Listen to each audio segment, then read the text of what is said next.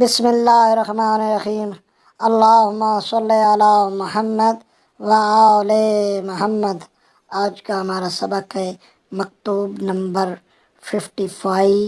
مولا امیر کائنات علی ابن ابی طالب علیہ السلام نے فرمایا، بعد حمد و صلوات معلوم ہونا چاہیے کہ خداوند عالم نے دنیا اس کے بعد کی منزل کے لیے بنائی ہے اور اس میں لوگوں کو آزمائش میں ڈالا ہے تاکہ یہ معلوم ہو کہ ان میں کس کے اعمال بہتر ہیں، اور ہم دنیا کے لیے پیدا نہیں کیے گئے اور نہ اس میں تگ و دو کا ہم حکم دیا گیا ہے۔ ہم تو یہاں اس لیے لائے گئے ہیں تاکہ اس کے ذریعے ہماری آزمائش ہو۔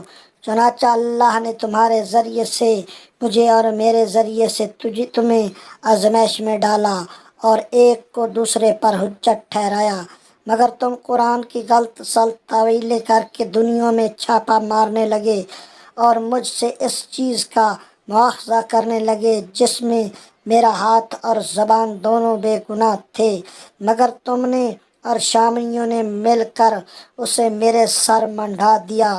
تم میں کے واقف کاروں نے ناواقفوں کے اور کھڑے ہوئے نے بیٹھے ہوئوں کو آمادہ پیکار کر دیا۔ اپنے دل میں کچھ اللہ کا خوف کرو، شیطان سے اپنی باگ چھڑانے کی کوشش کرو اور آخرت کی طرف اپنا رخ موڑو، کیونکہ ہمارا اور تمہارا راستہ وہی ہے، اور اس بات سے ڈرو کہ اللہ تمہیں کسی ایسی ناگہانی مصیبت میں نہ جکڑ لے کہ جس سے نہ تمہاری جڑ رہے نہ شاخ۔